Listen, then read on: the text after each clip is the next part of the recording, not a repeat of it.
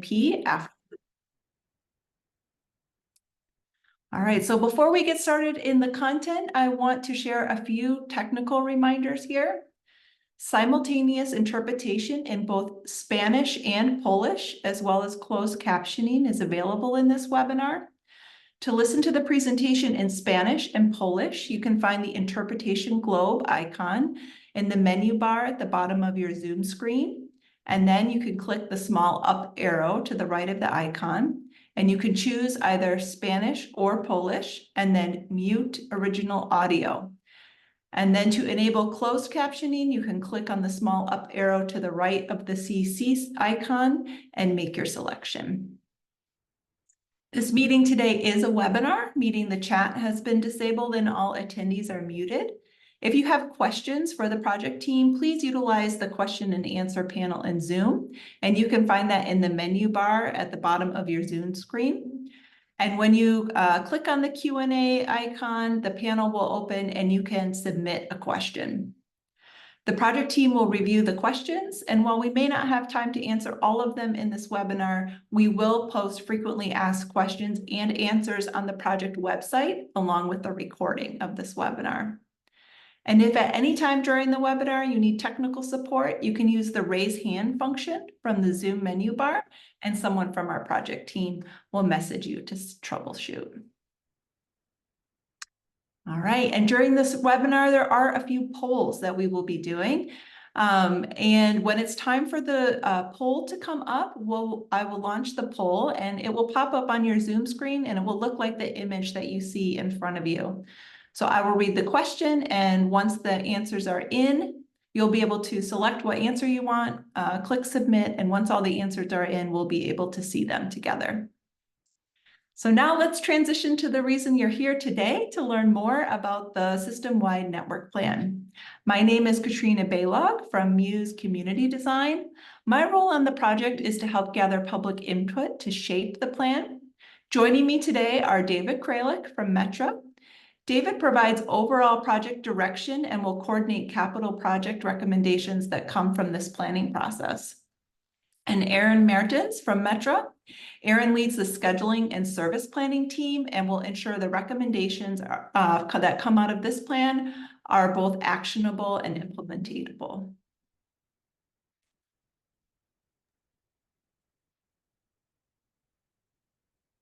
Thanks, Katrina. So today we'll cover what the system-wide network plan is, as well as some more details about the plan that will be developed in order to help us achieve our vision for regional rail service.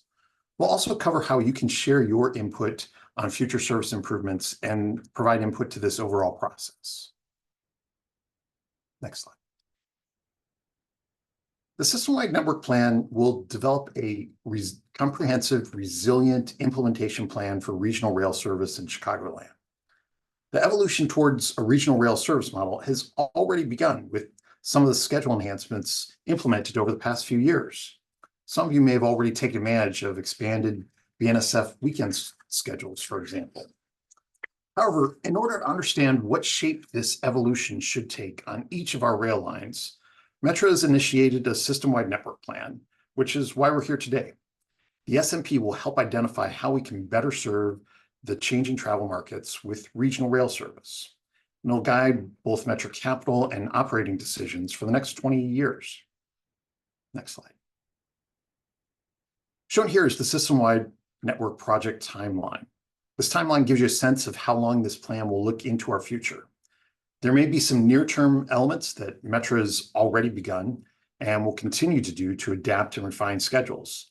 There will also be some mid to longer-term recommendations that will require new vehicles and new infrastructure. Those improvements will require additional study and design beyond the completion of the SMP. Next slide. The system-wide network plan flows from our strategic plan that we adopted last year. In our 2023 to 2027 strategic plan called My Metra, Our Future, Metra adopted a vision of providing a regional rail service. The strategic plan proactively responds to the evolving priorities and needs of the agency, our customers, and the region, and asserts our evolution towards this regional rail service model. Now, when we talk about regional rail service, it's useful to better define what this may look like. Now, historically, Metra has offered commuter rail service, but let's talk a little bit about what this differences between regional rail and commuter rail are. I'll hand it off to Aaron Merchants to continue. So to define what regional rail versus commuter rail looks like, this graphic shows you on the left side commuter rail, on the right side regional rail. So with commuter rail schedule, trains are arriving and traveling along the line to and from stations, mostly at the peak hours, with much more limited service during the off-peak hours, evenings, midday, weekends. On the right side, you see regional rail with less focused service during the peak periods, but more frequent service distributed throughout the day. Next slide. Regional rail, one of the goals of regional rail would be to appeal to a broader market of individuals and different types of trips. So commuter rail may focus solely on folks traveling to and from work during the peak period, to and from the urban center. Regional rail can appeal to multiple different trip types, be it school, work, doctor's appointments, shopping, any kind of trip that folks would need to make in the Metra service area. Next slide. And finally, regional rail is not just focused on weekdays. Right now, Metra largely is built around more service on Monday through Friday, less service on Saturday and Sunday. We've begun to change that with the BNSF, but regional rail means services available, frequent, and attractive to use 7 days a week.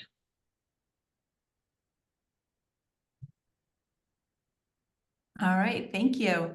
As you heard from both David and Aaron, Metra is undergoing this process of changing from commuter rail to regional rail. And that's part of what the system-wide network plan is aiming to do to help shift in that process. And so through this plan, we're asking ourselves 3 key questions. The first is, where do you, Metra riders, want to go? The second is, how can Metra get you there? And the third is, what will Metra do to make it happen? And as a reminder, if you have a question throughout this presentation, you can put it in the Q&A function and we will address questions at the end. All right, so the first question this plan asks is, where do you want to go? The system-wide network plan uses 3 inputs to understand where people want to go. First, we've developed 4 future scenarios to test potential ridership. Second, we're using market analysis and transit modeling to test these future scenarios. And third, we have a survey that's active right now for both riders and non-riders alike to share their input about what their travel habits are and where they'd like to go. So let's take a look at the different future scenarios that have been identified and to help us explore question 1. The first one you can see on your screen is future scenario 1, which is assuming initial post-lockdown travel patterns continue. So from this graphic, you can see we're expecting a lot of telework to continue or even increase, and development would happen sprawled across the region. For future scenario number 2, we're assuming regional growth in the form of targeted residential and employment developments near transit. So that would support a greater propensity for transit. And future scenario number 3 is assuming similar travel patterns as pre-COVID. So you can imagine in that scenario, it's a high morning and evening commuting travel patterns. And future scenario number 4 is assuming more trips to and from activity centers. So you can see here, assuming O'Hare Airport or perhaps some locations downtown or other places throughout the region are generating more trips than they currently do today. So to test that potential ridership under those 4 different scenarios, Metra conducts a market analysis. And this analysis is done doing 2 different data sets. The first is using replica data to understand and capture potential new markets for Metra. And this is big data. It uses data collected from cell phones, GPS, transactional data, and more. Replica shows trips taken by car, train, or bus on a representative weekday and weekend to help understand overall trips in the region. It's used by many transit agents across the city and the country, like IDOT, Caltrans, and MTA, for example, for their planning studies. And then the second data source we're using is from the Chicago Metropolitan Agency for Planning. And we look at those projections to understand how trips might look in the future based on further out from the urban development scenarios. This data is valuable because it projects future population trends that help Metra determine future market trends. The market analysis identified 3 markets opportunities for Metra. So on the left, you can see a large number of trips that occur along a specific Metra line. Because these trips could be quite short or not close enough to a Metra station, the market share potential for Metra could be quite small. To put it another way, Metra's ridership potential could be a small slice of a very big pie. In the middle, you'll see we have trips that pass through downtown. Can you go back one slide, please? Thank you. That we pass through downtown. The number of trips following this pattern is less than the first category, but Metra can likely serve these trips with improved transfer opportunities. And then on the right, you see a much smaller number of trips that go from major activity centers like airports or employment or recreation centers. And with the right service, Metra is more likely to capture a large slice of this smaller pie. So as we mentioned earlier, we are looking at several inputs to help us make recommendations as part of this planning process. We look at the data as well as survey people about their travel patterns and desires. So part of the study is looking at where people might like to travel. The 3 locations you see on your screen represent location Metra doesn't currently serve directly. However, as part of this plan, we're looking outside the box to provide solutions to help serve markets where people want to go. We've circled 3 destinations on the screen here, and we'll ask you one by one if you already do travel to this destination using Metra in whole or in part, or would consider traveling to this destination using Metra, would not use Metra at all to get to this destination, or perhaps you don't have any interest in going to this destination at all. So for the first poll, we're going to look at O'Hare Airport. So the question you're seeing on your screen here, you can go ahead and say if you would consider taking Metra to O'Hare International Airport. If you already do use Metra to get to O'Hare International Airport, if you would not use Metra to get to O'Hare, or if you don't have any interest in going to O'Hare. So it looks like we have a lot of response rates, and I would say the most are would consider. So thank you for your feedback on that one. The next destination we're curious about is Fulton Market. So for Fulton Market, we want to understand if you already do travel to Fulton Market using Metra in whole or in part, or if you'd consider traveling to Fulton Market using Metra, or if you would not use Metra to get to Fulton Market, or you don't have an interest at all in this destination. So this is interesting. This one seems a little more mixed. I'm seeing a split kind of between I would consider or don't have an interest at all. So that's really helpful. Thank you. All right, and then the final destination we were interested in is Midway Airport. So we're asking the same question here. We want to understand if you already do use Metra in whole or in part to get to Midway Airport, if you would consider using Metra to get to Midway, if you would not consider using Metra to get to Midway, or finally, you don't have an interest in this destination at all. All right, and this one, again, a little more split, but definitely in the consider. So we heard from the people on this webinar that there is a lot of interest in destinations that we have on our screen, and particularly in the airports. So now let's shift gears to understand how Metra can get you where you want to go. So this is the second question in Metra's 3-question approach. So in order to understand how Metra can get you there, we need to understand where you want to go. And you saw in the first part of this presentation, a lot of that information comes from data, as well as meetings like this and focus groups and surveys. One option Metra is exploring that will help you get where you want to go is increasing speed. Traditional service runs at normal speed and makes a stop at every station.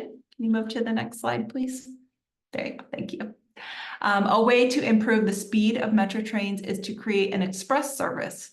So in this example, express service would run faster than traditional service because it only makes certain stops along the route. Another way Metra is exploring that could help you get where you want to go is increasing frequency.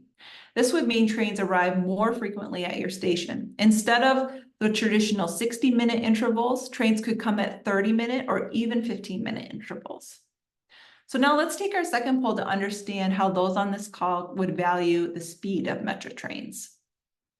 Compared to driving, how fast would a train need to get between your starting station for these different types of destinations? So for the first poll, we want to understand for work or school, if the train would have to be faster than driving for you to consider taking Metra to work or school. If it could be the same as driving to get to work or school. If it could be slower than driving to take it to get to work or school, or you would never consider taking Metra for this type of trip. And can you advance the slide once more, please? Thank you. All right, looks fairly even split here. That most people say it would either have to be faster or the same to consider taking Metra for their work or school trips. All right, the second category of trips we have are personal trips. So this can be things like shopping or medical appointments or kind of the daily errands that you run throughout your day. And so we'd like to know for this type of trip, if the train would have to be faster than driving for you to consider taking Metra for personal trips, if it could be about the same as what it takes you to drive, or if the train could be slower than what it currently takes you to drive, or perhaps you would not take Metra at all when you're running personal trips and errands or going to doctor's appointments. And once again, we're seeing that it looks like many people on this call, if the train is at least the same as driving, there's interest in using Metra for these types of trips. All right, we have one final trip type that we're curious about asking you, and that's about airports. So we saw earlier that there is interest in taking Metra to both O'Hare and Midway, and we want to know from you, would the train have to be faster than driving to consider taking Metra to the airport? Could it be the same time as about it takes you to drive to the airport? Could the train be slower and you would still take it to get to the airport, or you would not consider taking Metra for this type of trip? And it looks like the majority would consider taking Metra. Ideally, it would be the same as driving or a little faster. All right, so now let's switch gears and talk about the final question in Metra's three-pronged approach, which is, what will Metra do to make this happen?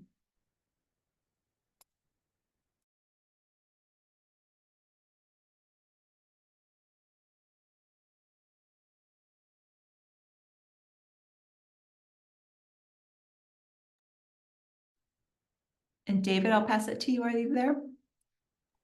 Oh, there you are. Sorry, getting unmuted. Metra aims to identify potential infrastructure needs as we develop the service plans based on the ridership potential. Different service plans are going to have different elements that they may need. Some may be able to be implemented with the infrastructure we have, but others may require additional infrastructure. Once we have these service plans and the potential infrastructure identified, we'll be able to test those plans and develop the cost and ridership estimates that come along with them. This will then allow us to create funding and implementation strategies in order to bring these elements forward. Because although we have interest in expanding service in many areas, we do need additional funding, and we need to know how much more we will need in order to be able to implement this. Some of the potential, there are a variety of potential infrastructure improvements that Metra may explore to reach our goal of regional rail service. Some of these include adding mainline track where trains are congested or there's bottlenecks in order to be able to produce the type of regional rail service we're contemplating, adding crossovers at certain locations to enable trains to switch from one track to another. Next slide. Potential for passing sidings at stations so that express and local service can more seamlessly integrate at a single location. We're also excited about the potential to use some of our new equipment that we recently announced that would be zero emission train sets, as are shown here. In order to fully utilize those and best optimize our use of them, introducing some charging or turn back tracks so that trains could run out to a certain location, get offline, and be charged back up for a run back into the city. Next slide.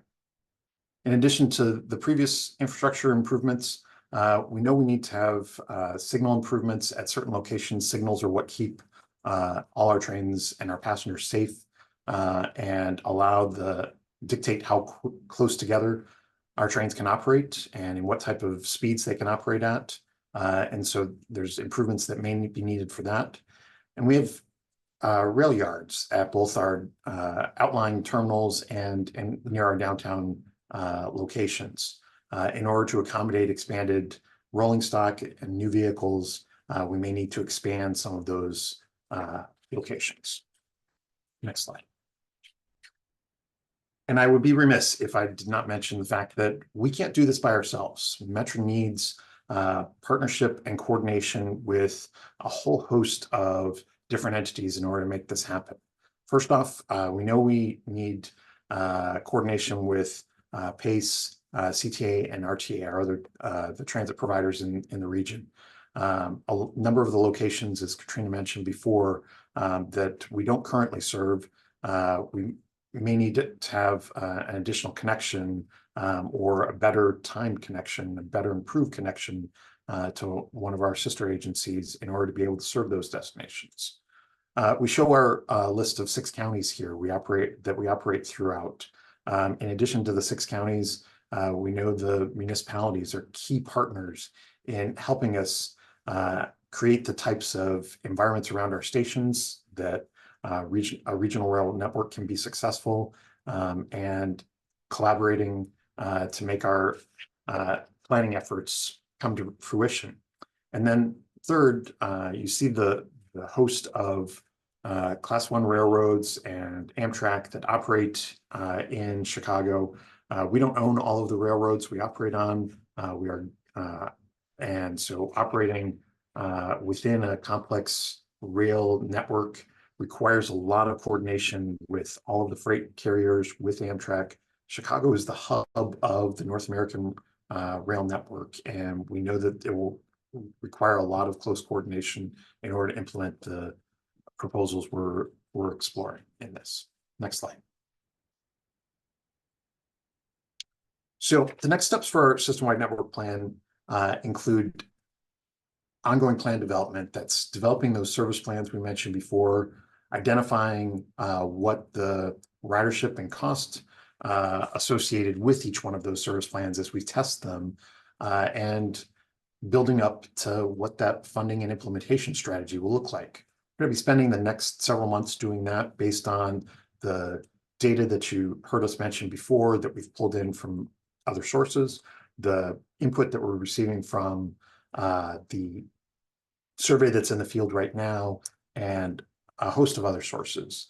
That'll enable us to have some more concrete ideas to come back to the public, to our stakeholders, and to our advocates in our next round of public outreach, which we anticipate to be in early 2025. At that point, based on what we lay out, we'll be able to develop recommendations and an implementation plan based on that public and stakeholder input. This is all working towards completion of our system-wide network plan in the middle of 2025. Next slide. So now we've completed the portion of our presentation. We wanted to save time for questions from this. So please type your questions that you may have into the Q&A function. I know a number of them have already come through. And while you're doing that, if we can advance to the next slide, to just remind folks, in addition to the Q&A function, you can visit metra.com/SMP. This is where we'll be posting the information from and the recording of our public meeting tonight. This is also where you can find a link to the survey. You can also use the QR code that's on your screen as well. That allows us to get more detailed information than we were able to collect in the polls that you participated in tonight, and help us to more broadly respond to this. So thanks, David. Appreciate it. That was a lot of information about what Metra's looking to do with the system-wide network plan. And so we want to answer as many of your questions we can here today. If we don't answer your question here, you can go to metra.com/SMP, and we will post a Q&A after this meeting. So the first question I'll pose to the Metra team is, we have here, it is the further out from the urban core, so Chicago, the greater the partnership and integration with other services like PACE will make ridership possible without a need for a car to get to and from stations. The question is, what conversations are happening regarding service optimizations with other transit agencies? So while Metra's embarking on our system-wide network plan, we know that there's similar planning efforts going on both at CTA and at PACE, and we have ongoing conversations with them to see how our processes can seamlessly fit together and balance one another. The questioner is right that there's a lot of opportunity for us to better respond to those in further flung areas, and we know that that's a key that we have to proceed forward with as we move forward. Thank you. The second question we have here is the intention to force EV, so electric vehicle rail, which is not cost effective? And how many employee jobs will be lost in the name of, quote, global change? So I don't think our plan is to force anything on individuals. Our proposal is exploring zero emission train sets to comply with our environmental regulations, and the feedback that we've received from both our stakeholders, our elected officials, and a host of other sources. We've started this process. We're in the initial when we as we're procuring zero emission train sets, those we'll be able to test those on property in all of the 4 seasons that Chicago experiences and make sure that they work for our purposes. But we do feel that they are a key component of our ability to serve and develop and deliver this regional rail service that we are looking to provide. Thank you. The next question is, are there going to be any new Metra stations added to the future of Metra? So right now, Metra operates 243 stations. We just opened a new one in Peterson Ridge just the past few weeks. And so with that, we have the largest network of rail stations of any commuter rail agency in North America. That being, or I say that as a precursor, that our focus is not on dramatically expanding that number of stations, but we will be looking at key areas where a new infill station might make sense as a part of this study. We asked a question before in one of our poll questions about Fulton Market. That's one key area where we think that an infill station or a station where our tracks already run, but there aren't currently stations, could be a strong candidate for consideration. Thank you, David. In the mid to long-term planning, is Metra considering building through service on any of its current terminals to make routes such as Blue Island to Des Plaines? So through routing and high quality transfers are part of this, the exploration that we're considering in this effort. That requires clearly a lot of partnership with all of the entities that would enable us to do that. Right now, we don't have tracks ourselves that we control that allow the through routing of services. But we believe that there's opportunities to improve our service, and what we want to be able to do is find where those origin and destination pairs are that may make either high quality transfers at a downtown location or through routing of service, so someone can stay on a train and go from one side of the city or one side of the region to the other side of the region without leaving their train. So it is part of what we're considering in this system-wide network plan. Thank you. How will Metra integrate with CTA and PACE to get to destinations that are not on Metra lines? So similar to what we stated before, it's important for us to closely coordinate with our transit partners. PACE and CTA have more flexibility with their rubber tired service with bus service than Metra does. And so we know that there's an ability for them to provide last mile connections, for them to provide the connections to places where our tracks and no rail tracks currently run. So that's a big part of where we're going to be looking at this. Our initial focus is going to be on where Metra can serve those where on trips that Metra can provide service to, but we will be working in coordination with CTA and PACE to identify those locations where there's demand to go that we can't meet that demand on our own. Thanks, David. Yeah, there are quite a few questions about the coordination with other agencies. I've got another one that's really specific to fares. And this one is, how would fares be integrated between CTA and PACE? I'm going to toss that to Aaron to answer. Yeah, I think I would probably say that fare integration is not necessarily part of this study specifically. I think we know what the best practice, I mean, at least currently we know what the best practices are with regional fare integration. It's what you might see in off the top of my head, London, where they have regional fare capping. You tap your card, whatever service you're using, be it a bus, a subway, a regional train, a cable car, whatever that is, you hit a regional fare cap, and you always pay what they call quote unquote the fairest fare, in terms you're never paying for more than the past that you could have taken advantage of. Some agency, I know New York, at least on the New York City Transit side, is now doing that with their open payment system, so you can tap your tap to pay enabled credit card at the turnstile, and you never pay more than a certain fare cap per week, I believe, or per month. So I think we know what the best practices are there. The barriers there are the infrastructure that's needed, especially on our system, which is an open system, 243 stations, more stations than any other system in North America other than the New York City subway system, I believe. So there's a significant infrastructure cost there to move to any tap to pay system. But yeah, I guess I'll just summarize. We know, I think we know what the best practices are, and I think it's outside of the scope of this study on how the region gets there, and to some extent out of Metra's control as well.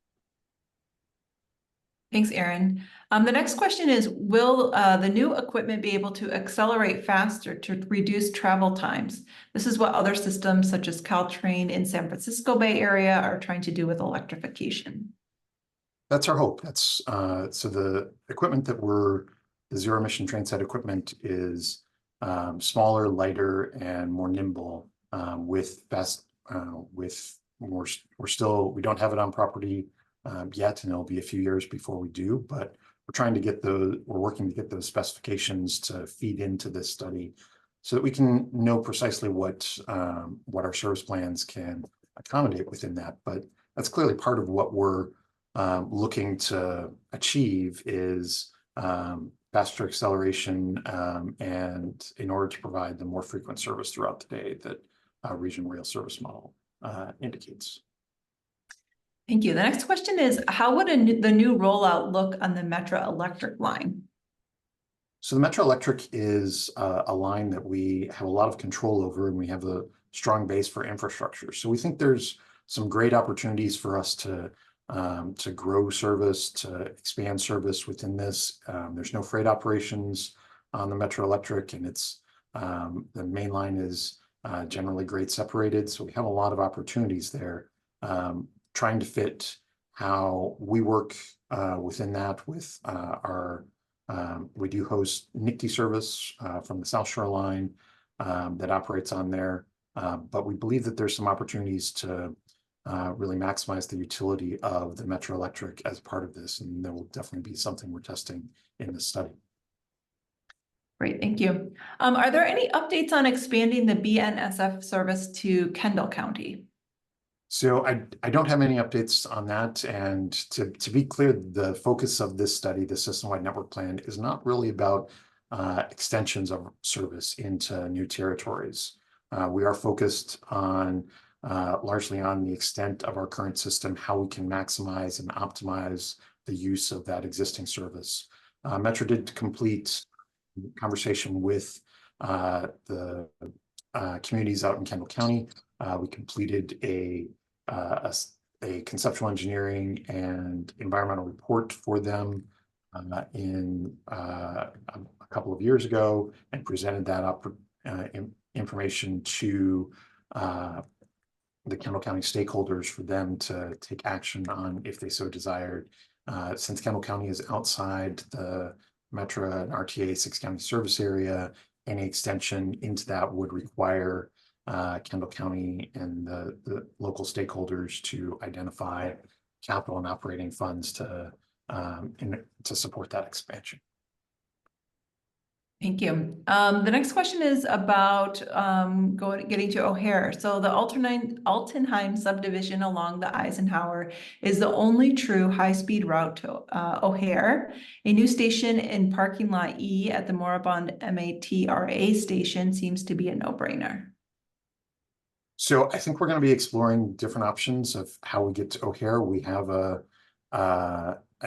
we're familiar with the tracks you're talking about that route up into there. That was what was considered as part of some past studies. But we will be looking at various options.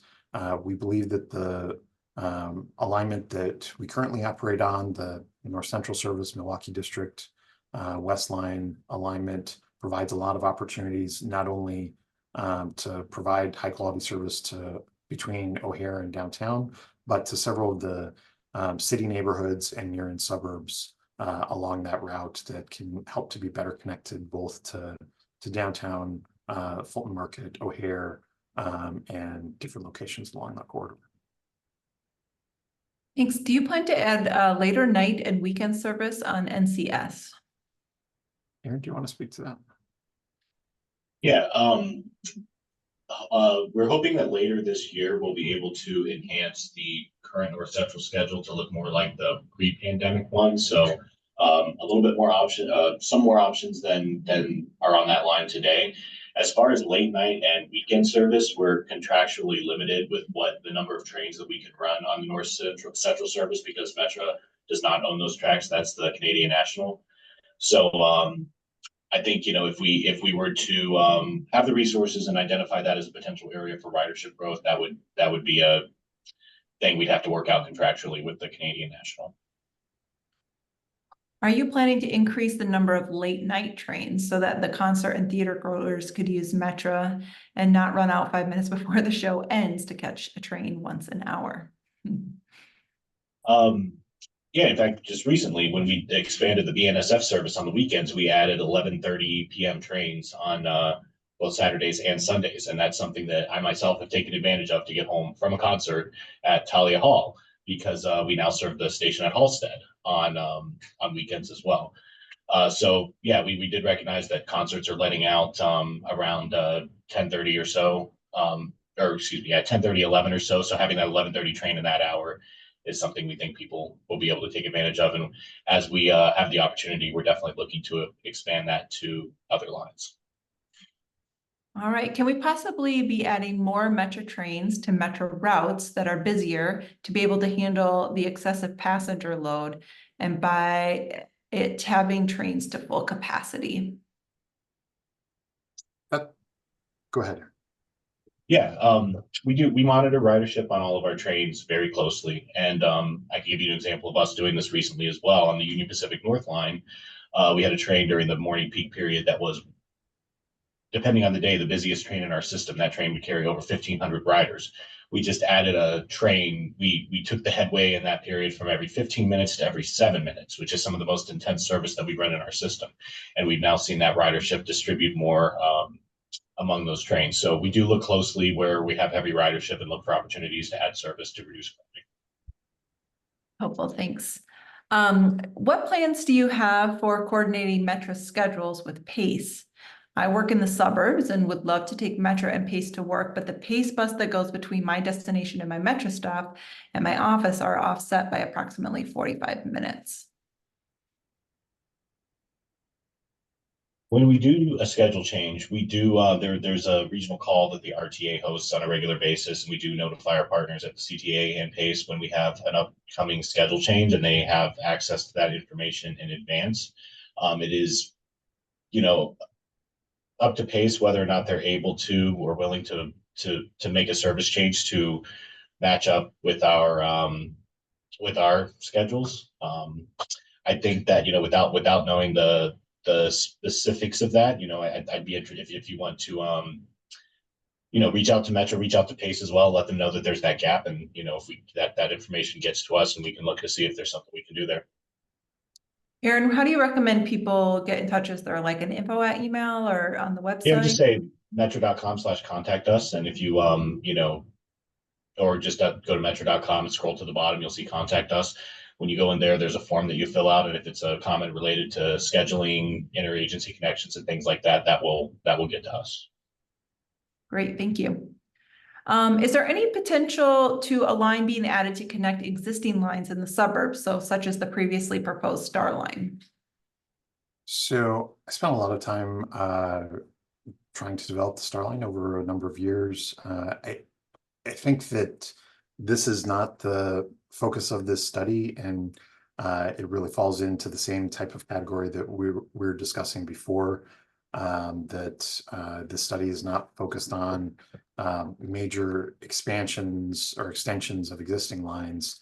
The challenge that we ran into with the Star Line was that the density at that part of the region did not support the infrastructure proposal, and it's really been a focus for freight operations, expanded freight operations in recent years, and so that's not something that's really on our radar screen as a part of this study.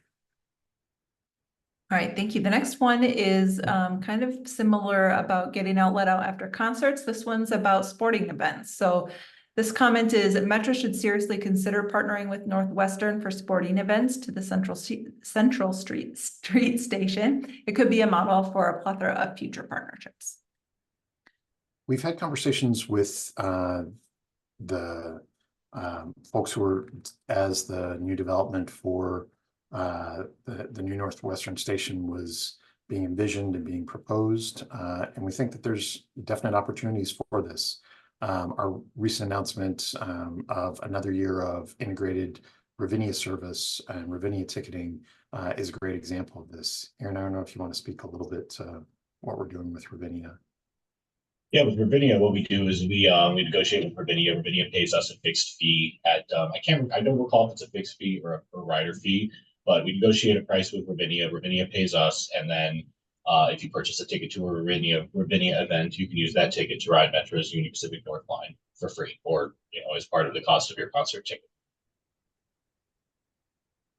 All right, thank you. Let's see. The next one is, how can the public best advocate with local government leaders for their support for future Metra expansion? So clearly, as we're working on this project, this system-wide network plan, as we are also facing a fiscal cliff for operating support in the region for transit, for not just Metra, but for Pace, for CTA. We've been fortunate as we've come out of COVID to have operating subsidies made available through the federal government in order to enable us to move forward with this, but the federal operating subsidies are going to run out in 2025 or 2026. So there's been a lot of conversation with the state legislature about how to better address that and to fill that gap. Some of the proposals that have been out there will just merely fill that gap, and with an eye towards providing the same level of service that transit has provided over the years. We're trying to better define throughout the study what we think the Metra system really can do and how we can grow in order to meet the region's needs. So that's going to require not only filling the gap that exists as a result of the shift to work from home, but additional funding for that. So making your voice known to your state legislators, especially, and to local elected officials that you were supportive of transit across the board, of improved funding and increased funding for CTA, Metra, and Pace, and the RTA overall in order to be able to provide this type of regional rail service that we've heard from a lot of people there is interest in and there is movement towards, but it does require additional funding in order to be able to create that service model that we're looking to provide.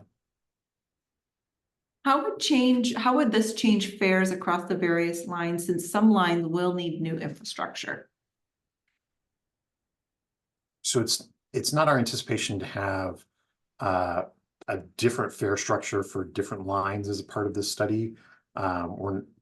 We've just completed a relatively robust fare restructuring, the most significant fare change in Metra's history. We think that really serves as the basis for our fare policy moving forward.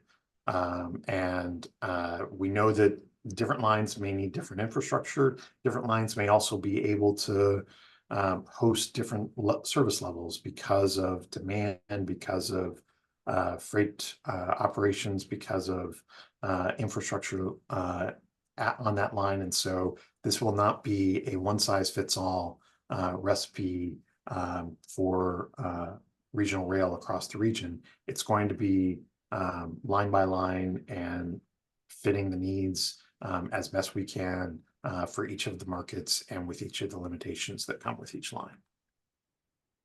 Are you considering using the new train sets recently ordered to be used on other branch lines of the system, for example, McHenry?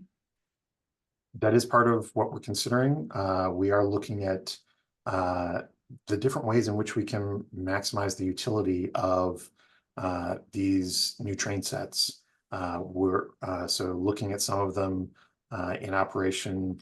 Our first outlay of these will be our first operation testing ground for these will be on the Rock Island line, where Metra has its non-electrified line that Metra has most control over because we own it, we operate it, and we dispatch it. And so it allows us a little more flexibility to test these lines out, but being able to use these new train sets to extend current service, to do different things with service that we currently do is clearly part of what we're exploring and considering. So we have a strong suggestion here to offer a 50% discount plan for college students, an important segment of customers.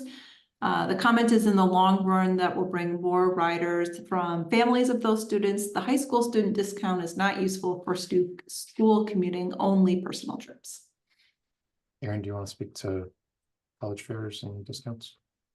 Yeah, look for more information on this in the coming months, but we have this has been said publicly at our board meetings. We are working on finalizing a pilot program to start with UIC, where Metra will participate in the UPass program. If you're not familiar with UPass, that's the program that CTA has, where a student pays part of the student fee through their tuition and fees, and then they get an unlimited transit pass to use for that semester. I believe we are working on a pilot for the fall semester with UIC. The goal of that pilot program will be to develop something that is scalable to any other school in the region that wants to participate in that. That pass will be paid through student fees, be significantly cheaper than a regularly purchased Metra pass. So there is something coming on that. Stay tuned. Great. In places like Chicago, there is a push for transit-oriented development near stations as a way to encourage ridership. Is that something Metra and suburban municipalities discuss, or is that really left up to the towns with Metra stations?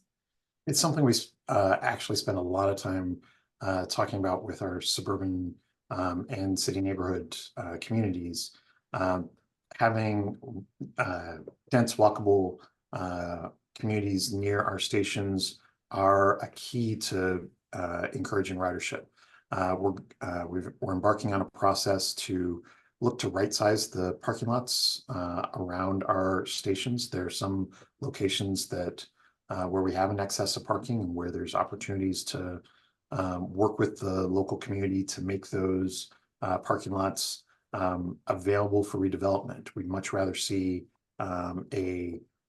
something that produces ridership, like mixed-use development happen on a parking lot rather than it's sit empty for several decades.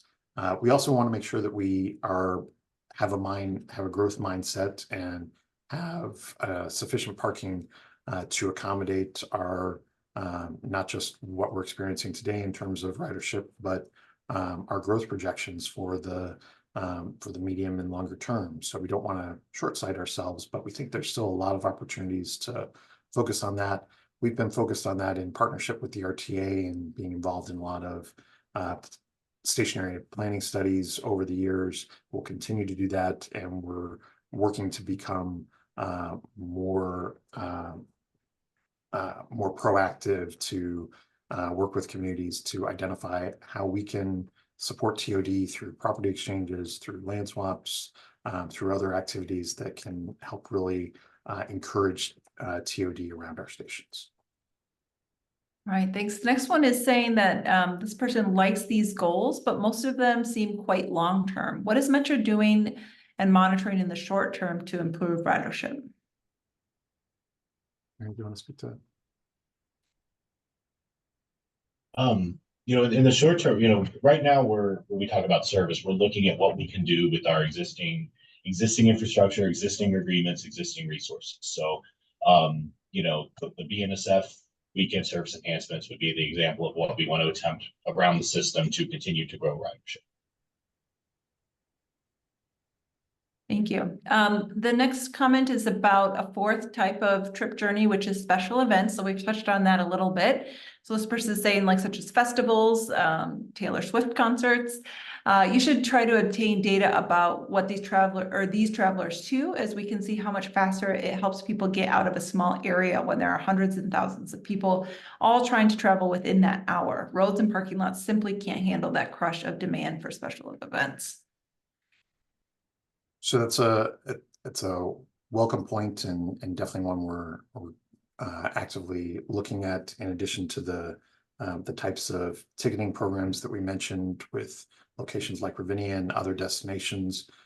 We think we've had conversations as there are discussions ongoing about different football stadium and baseball stadium locations in Chicago. We built a new station several years ago, in part to provide better service at Guaranteed Rate Field, at the time Sox Park or US Cellular. I'm exactly remembering the timing of name changes to our Southside Ballpark, but there are opportunities for us clearly to help in that capacity, and we provide those types of special event services.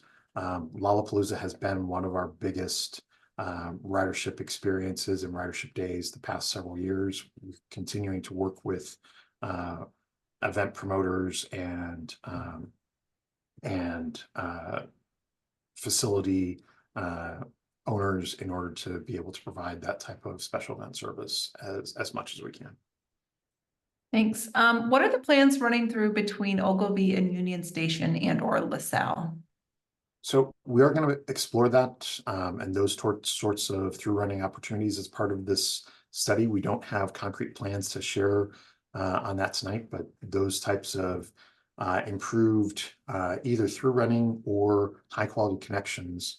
The trade-off is often through running will connect one line to another single line in our system. High quality connections, if you have frequent service that gets you all to a certain point. For instance, at Union Station, we have 6 Metra lines that come into a single point. So if you're coming into any one of those from any one of those 6 lines and going out to any of those other, if we have frequent service on as many of those lines as are possible, you can walk across the station and go from one line to another and work within that. So it's a balance of figuring out how best to address that type of through downtown connection. Great. This is another specific one. There's been discussion of a southbound ramp onto the St. Charles airline that would make it possible for easy connection to Museum Campus and Soldier Field. That should be a priority. So that's part of an effort that Amtrak's been exploring as part of their Chicago Hub Improvement Program, and we've been actively coordinating with them for that, and to see how they will be able to use that for intercity traffic, and working with them to make sure that that works in the rail network.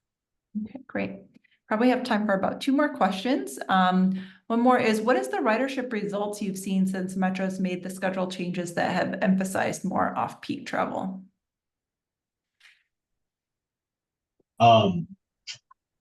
There's one broad example, one specific example. Broadly speaking, when we look at where we've increased service, like during the weekdays, midday period, evening period, we see that much more recovered compared to pre-COVID than other parts of our service. So just as an example, on the UP North line in April, UP North line midday ridership was 115% of what it was prior to COVID. So it's 15% higher than before the pandemic, versus the peak period, where we do still have a significant amount of service, is 56% of what it was prior to COVID. So as we've added that midday service, we've seen ridership respond to that.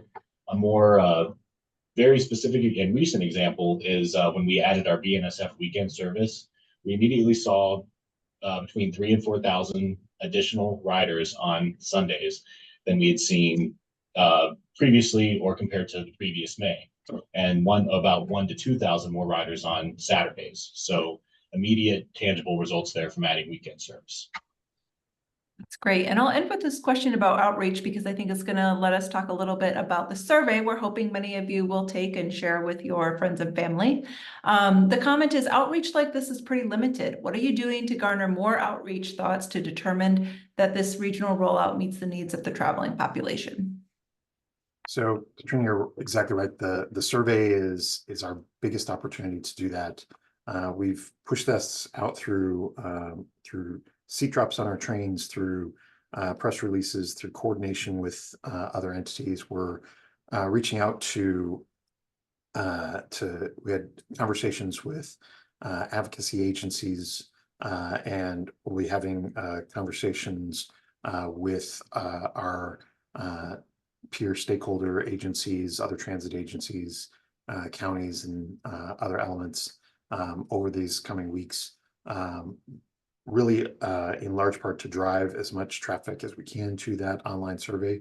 We think that this is a great opportunity to do this. We're also going to be establishing a few focus groups to work through and target in on a few hard to reach demographics and special areas within this. So we think we have some opportunities to we appreciate the opportunity to speak to all of you tonight, and we think that there's a really great opportunity for us so if you have feedback, please click through to the survey. That'll be open until June 19th, and we'll have opportunity to take your feedback in through this. As we said before, this is definitely not our last time to be out and share information with you. Our anticipation is that in early 2025, we would be out with more concrete plans to react to. We recognize that this is the early stages of the plan, and a lot of this is maybe a little challenging to react to, and that people will have stronger reactions when they actually see more concrete ideas that we'll be able to share with you in our next round of public outreach. All right. Thank you so much, David and Aaron. Appreciate you answering the questions that we have. We did not get to all of the questions that we saw in the chat. So what we'll do is put all of those questions in a Q&A document that will be posted on metra.com/SNP. So you can bookmark that page if you're interested in following up there. We do encourage you, as David has mentioned, to take the survey and share that we already have a lot of responses there and are looking for more across the region. And then finally, if you have other comments about Metra, Aaron pointed us to the contact page on the website, and you're welcome to fill out your question or comment there, and that will get to the appropriate person at Metra. So thanks so much for your time, everyone. We really appreciate